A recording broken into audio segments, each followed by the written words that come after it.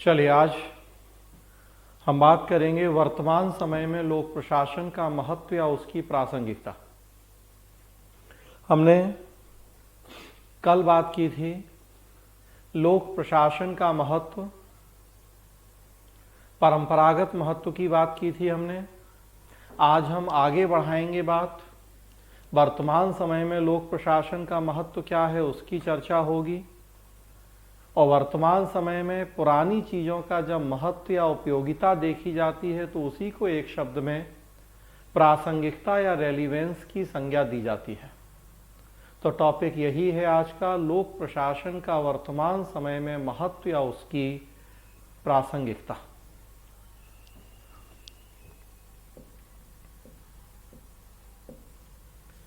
Screen पे देखिए आप लोग, हमने राज्य के दो रूपों की बात की, एक नियामकी राज्य या रेगुलेटरी स्टेट और दूसरा लोक कल्याणकारी राज्य या वेलफेयर स्टेट। नियामकी राज्य या रेगुलेटरी स्टेट में सरकार केवल 3 काम करती है, revenue collection, law and order administration और जुडिशियरी। जबकि वेलफेयर स्टेट में सरकार का उद्देश्य हो जाता है जनता के समावेशी विकास को सुनिश्चित करना, सबका विकास और सभी क्षेत्रों में विकास। हम बात कर रहे थे कि अगर विश्व संदर्भ में देखें तो द्वितीय विश्व युद्ध के पहले रेगुलेटरी स्टेट का कॉन्सेप्ट था और द्वितीय विश्व युद्ध के दौरान वेलफेयर स्टेट का कॉन्सेप्ट आया। भारत के संदर्भ में बात की जाए तो बिफोर इंडिपेंडेंस रेगुलेटरी स्टेट और after independence welfare state. Screen पे यहां वही बात लिखी है कि 1940 से 80 विश्व संदर्भ में और 1950 से 90 भारत के संदर्भ में लोक कल्याण का स्वर्ण युग कहलाता है, golden era of welfare state. लगभग जो 40 ईयर का टाइम है, 40 साल का, विश्व संदर्भ में 40 से 80, भारत में 50 से 90, लगभग 10 साल का डिफरेंस है। द्वितीय विश्व युद्ध के दौरान आया था वेलफेयर स्टेट का कॉन्सेप्ट। हमने जब हमें स्वतंत्रता मिली, स्वतंत्र भारत का संविधान लागू हुआ, तब हमने वेलफेयर स्टेट के कॉन्सेप्ट को एडॉप्ट किया। और क्यों आया द्वितीय विश्व युद्ध के दिनों में वेलफेयर स्टेट का कॉन्सेप्ट? द्वितीय विश्व युद्ध में बहुत बड़े पैमाने पर जान और माल की हानि हुई थी। उसके पहले आप देखेंगे तो 1927 से 32 के बीच में जब ग्लोबल इकोनॉमिक वैश्विक आर्थिक मंदी आई थी, तो उस दौरान लोगों के पैसे या माल की हानि हुई थी। और द्वितीय विश्व युद्ध के दिनों में जान और माल दोनों की हानि हुई। कहा जाए कि एक तरह से लोगों की कमर टूट गई, लोग इतने सक्षम नहीं रह गए, उनकी जेब में इतना पैसा नहीं रह गया, इतनी पेइंग कैपेसिटी नहीं रह गई कि वो खुद अपना कल्याण और विकास कर पाए। आज की स्थिति में देखिए आप, कोरोना का दौर है, कितनी विकट स्थिति हो गई कि 8 महीने 7 महीने सरकार लाखों करोड़ के पैकेज की बात कर रही है, दे रही है। तो यही तो वेलफेयर है कि अगर खुद आप अपना कल्याण विकास नहीं कर सकते, कोई बात नहीं, सरकार जिम्मेदारी लेगी कल्याण विकास की, वो आगे आएगी हमारे कल्याण विकास के लिए। तो फिर ये सेकेंड वर्ल्ड वॉर के दिनों में कॉन्सेप्ट आया वेलफेयर स्टेट का, हमने आजादी के बाद अपना लिया उसे। तो 40 से 80 विश्व संदर्भ और 50 से 90 भारत के संदर्भ में लोक कल्याणकारी राज्य का स्वर्ण युग कहलाता है। लोक कल्याण का मतलब हम जानते हैं, जनता का समावेशी विकास करना, सबका विकास करना और सभी क्षेत्रों में विकास करना। तो दूसरे शब्दों में उसी बात को हम कहें कि जब लोक कल्याणकारी राज्य का स्वर्ण युग था तो उस दौर में जनता अपने कल्याण और विकास के लिए सरकार और सरकारी संस्थाओं के ऊपर निर्भर हो गई। हमें ऐसा लगने लगा कि हमारा कल्याण और विकास कोई करेगा तो वो केवल और केवल सरकार करेगी। हम तो सक्षम थे नहीं खुद अपना कल्याण विकास करने में। हमारे देश में भी देखें तो जब हमें आजादी मिली, गरीबी, बेरोजगारी, भुखमरी, असमानता, निरक्षरता, जितनी समस्याएं हो सकती हैं सब थी, संसाधन थे नहीं, क्योंकि औपनिवेशिक शासनकाल में शोषण बहुत ज्यादा हुआ था। तो वैसी स्थिति में हम अपने कल्याण विकास के लिए सरकार और सरकारी संस्थाओं या ब्यूरोक्रेसी, नौकरशाही के ऊपर निर्भर हो गए। हमें लगता था कि बस हमारा कल्याण विकास कोई करेगा तो केवल और केवल सरकार। इसीलिए देखिए हमने सरकारी कार्यों के प्रशासन को लोक प्रशासन की संज्ञा दी परंपरागत तरीके से, बाद में फिर हमने प्रेजेंट टाइम में चेंज किया उसे, क्योंकि उस समय हमें ऐसा ही लगता था कि जनता का हित कोई करेगा तो केवल और केवल सरकार करेगी। तो सरकारी कार्यों के प्रशासन को इसीलिए हम लोक प्रशासन कहते हैं। नौकरशाही के ऊपर हम निर्भर हो गए सरकारी यंत्र के रूप में। नौकरशाही या ब्यूरोक्रेसी अभी आप मतलब जानिए बस सरकारी कर्मचारी, बाकी वो टेक्निकल वर्ड है, हम आगे चर्चा करेंगे अलग से। तो सरकार, सरकारी संस्थाएं, सरकारी कर्मचारी, इन सबके ऊपर हम निर्भर हो गए अपने कल्याण और विकास के लिए। हमें लगता था कि हमारा कल्याण विकास कोई करेगा तो केवल और केवल यही संस्थाएं। कुछ एग्जाम्पल लिखे हैं आपके सामने भारत के संदर्भ में कि कैसे सरकार और सरकारी संस्थाओं की भूमिका बढ़ी हमारे जीवन में। 15 मार्च 1950 हमने प्लानिंग कमीशन की स्थापना की। 1952 में प्लानिंग की प्रोसेस शुरू हो गई हमारे देश में, फर्स्ट 5 ईयर प्लान शुरू। 1956 में न्यू इंडस्ट्रियल पॉलिसी आई और उसके द्वारा हमने लोक उपक्रम या पब्लिक सेक्टर एंटरप्राइजेस की स्थापना शुरू कर दी। 1969 में हमने बैंकों का नेशनलाइजेशन, राष्ट्रीयकरण किया। कुछ एग्जाम्पल हैं बस ये बताने के लिए कि कैसे आपके हमारे जीवन में सरकार की भूमिका बढ़ती गई। प्लानिंग या नियोजन, जिसमें यह तय किया जाता है कि भविष्य में हम क्या करेंगे और कैसे करेंगे। उसके लिए सरकार ने प्लानिंग कमीशन बना दिया और फिर प्लानिंग की प्रोसेस शुरू हुई। लोक उपक्रम या पब्लिक सेक्टर अंडरटेकिंग्स, जिसमें सरकार प्रमुख व्यावसायिक औद्योगिक गतिविधियों को अपने हाथ में ले लेती है और खुद उनका संचालन करने लगती है, जैसे एयर इंडिया, MTNL, BSNL वगैरह। इन सब कामों का पर्पस यही था कि हम जनता की गरीबी, बेरोजगारी दूर करें, शिक्षा का विकास करें, आर्थिक विकास, समानता लाएं। जितनी पंचवर्षीय योजना देखे, किसी का उद्देश्य गरीबी हटाओ, किसी का बेरोजगारी, किसी का आर्थिक समानता, किसी का आत्मनिर्भरता। जितने लोक उपक्रम, मूल उद्देश्य यही है कि जितनी हमारी सोशियो इकोनॉमिक प्रॉब्लम्स हैं उनको सॉर्ट आउट करने में हमें इनसे हेल्प हो पाए। 10 रुपए में बिजली का उत्पादन करके सरकार 2 और 3 में बेच देती है, इसीलिए कि हमें वेलफेयर करना है और PSU के माध्यम से ही संभव है। प्राइवेट कंपनी रिलायंस या किसी और से हम थोड़ी उम्मीद करेंगे कि वो 10 की चीज को 2 में बेचें। सरकार अपनी कंपनियों, संस्थाओं के माध्यम से ऐसा करे। रेल यात्री किराए नहीं बढ़ाए, भले घाटा होता रहे लेकिन लोगों को असुविधा ना हो। प्रवासियों को उनके घर भेजना हो, फ्री में भेज दिया जाए, पैसा सरकार दे। सब जगह देखिए। बैंकों का राष्ट्रीयकरण, मतलब जो प्राइवेट बैंक थे सरकार ने उन्हें अपने कब्जे में ले लिया। पर्पस सबका वही है कि जनता का अधिकतम कल्याण और विकास।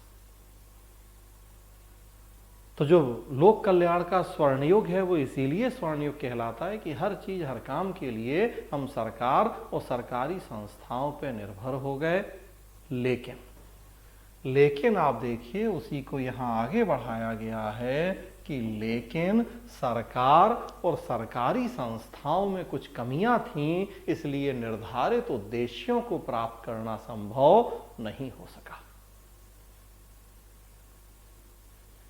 क्या कमियां थीं? तो करप्शन, रेड टेपिज्म, भ्रष्टाचार की समस्या, लाल फीताशाही की समस्या, गोपनीयता की समस्या, निरंकुशता की समस्या, दूसरे के कामों में हस्तक्षेप की समस्या, बहुत सारी समस्याएं।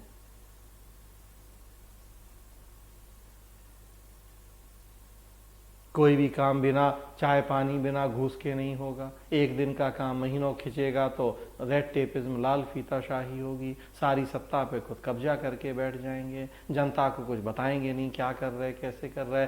ब्यूरोक्रेसी की बहुत सारी कमियां। उस दौर में भी ये सारी कमियां देखी गई और उन्हीं कमियों की वजह से जो निर्धारित उद्देश्य थे लोक कल्याण के, उन उद्देश्यों को प्राप्त करना संभव नहीं हो सका।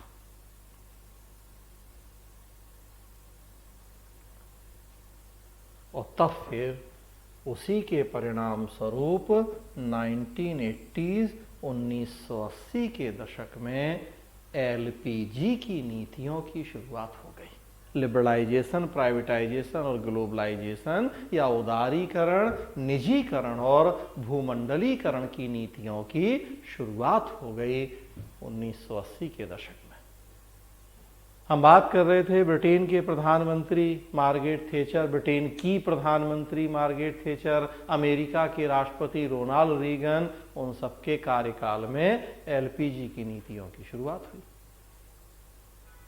निजी कंपनियों की भूमिका को बढ़ाने पर जोर दिया गया, उसमें देशी भी हों विदेशी कंपनियां भी हों, नियम कानूनों को लचीला बनाया जाए, ये सब नीतियां शुरू हुई। एलपीजी की नीतियां आई तो क्या हुआ? राज्य, सरकार, नौकरशाही, लोक प्रशासन, इन सबकी भूमिका में कटौती की गई। सब एक दूसरे से जुड़ी हुई संस्थाएं हैं। किसी समाज या समुदाय की जो पॉलिटिकल स्ट्रक्चर, राजनीतिक संरचना है, वो स्टेट है, राज्य है। राज्य के 4 तत्वों में एक तत्व सरकार या गवर्नमेंट है। सरकारी कार्यों का प्रशासन पब्लिक एडमिनिस्ट्रेशन है, लोक प्रशासन है। और जो सरकारी कर्मचारी हैं, गवर्नमेंट एम्प्लॉइज, ऑफिशियल्स, उनको हम ब्यूरोक्रेसी या नौकरशाही कह रहे हैं। सब एक दूसरे पर निर्भर हैं। हमने इन सबकी भूमिका में कटौती पर बल दिया। एलपीजी का मतलब कि भाई प्राइवेटाइजेशन करना है, निजी कंपनियों की भूमिका बढ़ानी है, तो स्वाभाविक सी बात है कि सरकार और सरकारी कंपनियों या लोक प्रशासन की भूमिका को कम करना है। तो जो ये सारी संस्थाएं थीं, राज्य सरकार, लोक प्रशासन, इनकी भूमिका में कटौती शुरू हुई। और इनके विकल्प के तौर पे देखें तो बाजार, गैर सरकारी संस्थाएं, निजी प्रशासन, गैर नौकरशाहीकरण या डी ब्यूरोक्रेटाइजेशन, इन सबकी भूमिका को प्रमोट करने पर बल दिया गया। इनके रोल को प्रमोट किया जाना शुरू हुआ। सरकार और सरकारी संस्थाओं की भूमिका में कटौती और इनके विकल्प जो भी हैं उनकी भूमिका को प्रोत्साहन। राज्य का विकल्प बाजार, सरकार का विकल्प गैर सरकारी संस्थाएं, स्वयंसेवी संगठन, लोक प्रशासन का विकल्प निजी प्रशासन। तो वेलफेयर स्टेट में हम राज्य सरकार, लोक प्रशासन पर निर्भर थे। अब ये हमारी अपेक्षाओं पे खरे नहीं उतरे, उद्देश्य पूरे नहीं हो पाए, तो हमने सोचा कि अब हम इनके जो अल्टरनेटिव्स हैं, जो विकल्प हैं, उनको आजमा के देखते हैं। इनकी भूमिका को कम करते हैं, इनके विकल्पों की भूमिका बढ़ाते हैं। तो बाजार, सिविल सोसाइटी, निजी प्रशासन, गैर सरकारी संगठन, एनजीओ, इन सबकी भूमिका को बढ़ाना शुरू किया गया।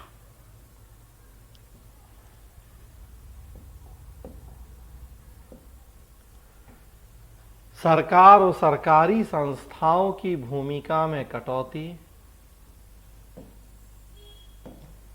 बाजार, गैर सरकारी संगठन, निजी कंपनियों की भूमिका में प्रोत्साहन, अगर इसको हम एक शब्द या एक फ्रेज में कहें तो इसे हमने नाम दिया role back of the state, या राज्य का पीछे हटना। Role back of the state, राज्य का पीछे हटना, या थोड़ा सा कठिन हिंदी का प्रयोग करें तो राज्य का पश्च बेलन, पश्च मतलब पीछे, बेलन मतलब हटना, रोल बैक। तो राज्य सरकार, सरकारी संस्थाएं, उन सबकी भूमिका में कटौती, उनके विकल्पों की भूमिका को प्रोत्साहन, इसे एज ए पॉलिसी हमने नाम दिया role back of the state. तो हम कह सकते हैं कि 80s में role back of the state शुरू हुआ। और क्यों शुरू हुआ? तो कारण हम देख रहे हैं कि सरकार और सरकारी संस्थाएं अपने उद्देश्यों की प्राप्ति में सफल नहीं हो पाए। हमारे देश में ही देखिए, गरीबी, बेरोजगारी, भुखमरी, असमानता, लिटरेसी जो 1950 में था, सब 1990 में भी था। कौन सी ऐसी समस्या है जो 1950 में रही हो 1990 में ना रही हो? तो जब वो समस्याएं समाधान ही नहीं हुआ, जब वो उद्देश्य पूरे ही नहीं हुए, तो फिर सरकार, सरकारी संस्थाओं से हमारा मोह भंग होना शुरू हो गया। हमने उनकी भूमिका में कटौती शुरू कर दी, विकल्पों की भूमिका को बढ़ाना शुरू कर दिया। Role back of the state, और स्वाभाविक सी बात है जब role back of the state हुआ तो इसी के परिणाम स्वरूप लोक प्रशासन की प्रासंगिकता पे प्रश्न चिन्ह लग गया।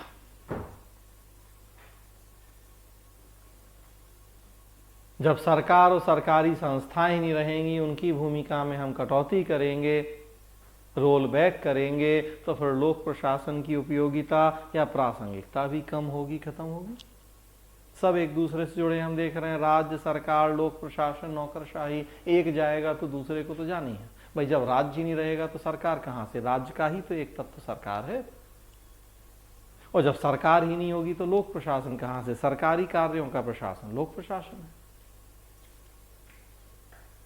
तो लोक प्रशासन की प्रासंगिकता या उसके महत्व, उसके इंपॉर्टेंस, उसकी रेलिवेंस के ऊपर क्वेश्चन मार्क लग गए। ये समस्या, ये चुनौती थी हमारे सामने कि फिर यही अगर एलपीजी इसी तरह से चला, इसी तरह से रोल बैक हुआ, तो फिर लोक प्रशासन तो खत्म हो जाएगा एक दिन। सरकारी संस्थाओं की भूमिका हम कम करते जाएंगे, निजी की भूमिका हम बढ़ाते जाएंगे, तो खत्म। आज देखिए आप एमटीएनएल, बीएसएनएल खत्म होने की स्थिति में, एयर इंडिया की हालत क्या है आप देख रहे हैं। सरकारी नौकरियां कितनी कम हो गई आप देख रहे हैं। तो अभी आज पे तो हम आएंगे धीरे धीरे, लेकिन एग्जाम्पल समझने के लिए ये हमने उसी 80s से कर दिया। हमारे देश में भाई हम देख रहे हैं कि वो 90s से हुआ। 40 से 80 वर्ल्ड कॉन्टेक्स्ट, इंडिया में 50 to 90, तो हमने वो 10 साल का अंतर डिफरेंस चल रहा है। तो लोक प्रशासन की प्रासंगिकता पे प्रश्न चिन्ह लगा, और तब उसी कॉन्टेक्स्ट, उसी संदर्भ में 1988 में अमेरिका में सेकेंड मिन्नोब्रुक कॉन्फ्रेंस बुलाई गई।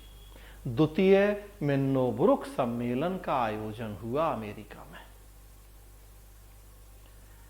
फर्स्ट मिन्नोब्रुक कॉन्फ्रेंस हुई थी 1968, 1968 में।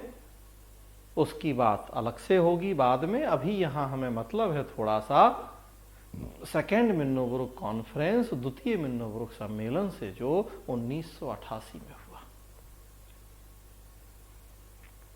अमेरिका में एक यूनिवर्सिटी है सायरा क्रूज यूनिवर्सिटी, उसका कॉन्फ्रेंस सेंटर है मिन्नोब्रुक कॉन्फ्रेंस सेंटर, वहां कॉन्फ्रेंस हुई। अब तक 3 कॉन्फ्रेंस हो गई हैं। 68 में फर्स्ट कॉन्फ्रेंस, 88 में सेकेंड और 2008 में थर्ड मिन्नोब्रुक कॉन्फ्रेंस।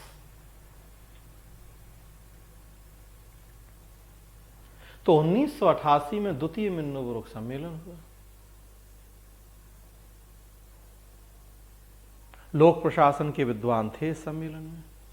सम्मेलन को बुलाने का उद्देश्य ये था कि जो ये सिनेरियो चेंज हो रहा है, परिस्थितियां बदल रही हैं, तो इन परिवर्तित परिस्थितियों के संदर्भ में लोक प्रशासन का क्या रोल, क्या भूमिका हो, हम उसे डिफाइन करें, उसे डिसाइड करें। इकोलॉजिकल अप्रोच पे बेस्ड था कि जो इकोलॉजी है, एनवायरनमेंट है, वो प्रशासन को प्रभावित करता है। अगर एनवायरमेंटल चेंज है, इकोलॉजी में कुछ चेंज है, तो हमें उसी के अनुरूप एडमिनिस्ट्रेशन में भी चेंज करने पड़ेंगे। तो क्या चेंज किए जाए, उसी को ध्यान में रखते हुए ये कॉन्फ्रेंस हुए। तो 68 में पहला, 88 में दूसरा। तो पर्पस यही था कि जो ये एलपीजी की नीतियां आ रही हैं, इनके संदर्भ में हम लोक प्रशासन के स्वरूप में क्या चेंज करें, क्या इसको, कैसे इसको अप टू डेट बनाएं। हो रहे थे डिस्कशन, उसमें एलपीजी पे डिस्कशन हो रहे थे, रोल बैक पे डिस्कशन हो रहे थे। कॉन्फ्रेंस में दुनिया भर के जितने महत्वपूर्ण विद्वान थे प्रशासन के, उन सबको बुलाया गया। एक विद्वान ने कह दिया उसी सम्मेलन में कि लोक प्रशासन तो बहुत जल्दी खत्म होने वाला है। जिस तरीके से दुनिया के विभिन्न देशों की सरकारें एलपीजी की नीतियों को प्रोत्साहित कर रही हैं, रोल बैक पर जोर दे रही हैं, तो बहुत जल्दी लोक प्रशासन खत्म हो जाएगा। भविष्यवाणी की उसने।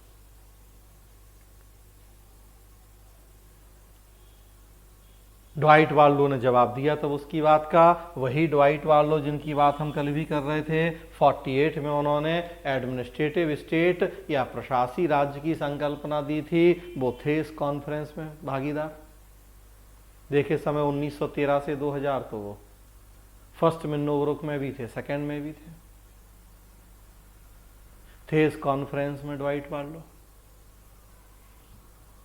ड्वाइट वार्लो ने उस विद्वान की बात का जवाब दिया जो ये कह रहा था कि लोक प्रशासन बहुत जल्दी खत्म हो जाएगा। ड्वाइट वार्लो ने उसकी बात का जवाब दिया, कहा कि आपको परेशान होने की, घबराने की जरूरत नहीं है। लोक प्रशासक लंबे समय तक बने रहेंगे, इसलिए खुश रहिए और आगे बढ़िए। लोक प्रशासक लंबे समय तक बने रहेंगे, इसलिए खुश रहिए और आगे बढ़िए। आप लोगों को डरने या घबराने की कोई जरूरत नहीं है। लोक प्रशासन कभी खत्म होने वाला नहीं है। देखिए आप, ड्वाइट वार्लो ने 48 में प्रशासी राज्य एडमिनिस्ट्रेटिव स्टेट का कॉन्सेप्ट दिया था, जिसमें उन्होंने कहा था कि हम राज्य की कल्पना बिना प्रशासन के नहीं कर सकते। और फिर इतनी बड़ी बात वो कह रहे थे कि भले एलपीजी हो, भले रोल बैक हो, लेकिन फिर भी आप लोगों को घबराने या परेशान होने की जरूरत नहीं है। लोक प्रशासक लंबे समय तक बने रहेंगे, इसलिए खुश रहिए और आगे बढ़िए। मतलब आप डरे नहीं, निश्चिंत रहे। जब सभ्यता से लेके आज तक कुछ नहीं हुआ है इसका, तो अब क्या हो जाएगा। इतने उतार चढ़ाव, सैकड़ों हजारों साल, कभी ऐसा नहीं है कि जब प्रशासन का अस्तित्व ना रहा हो। हाँ, मात्रा में, स्वरूप में चेंज भाई वो तो अब इकोलॉजिकल अप्रोच के अकॉर्डिंग होगा, लेकिन हमेशा से रहा प्रशासन, तो अभी भी भाई रहेगा। हो सकता नेचर बदलेगा, हो सकता उसका रोल बदलेगा, लेकिन हम ये कहें कि प्रशासन खत्म हो जाएगा तो ये ठीक नहीं है कहना। लोक प्रशासन हमेशा बना रहेगा, लोक प्रशासक हमेशा बने रहेंगे। तो खुश रहिए, आगे बढ़िए।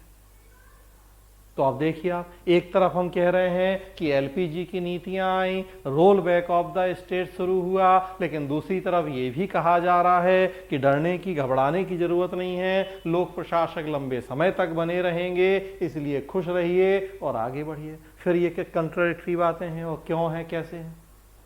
कैसे ड्वाइट वाल्डो फिर इतनी बड़ी बात कह रहा है, 48 में भी उतनी बड़ी बात कही कि हम राज्य की कल्पना बिना प्रशासन के नहीं कर सकते, और अभी भी उतनी बड़ी बात कह रहे हैं।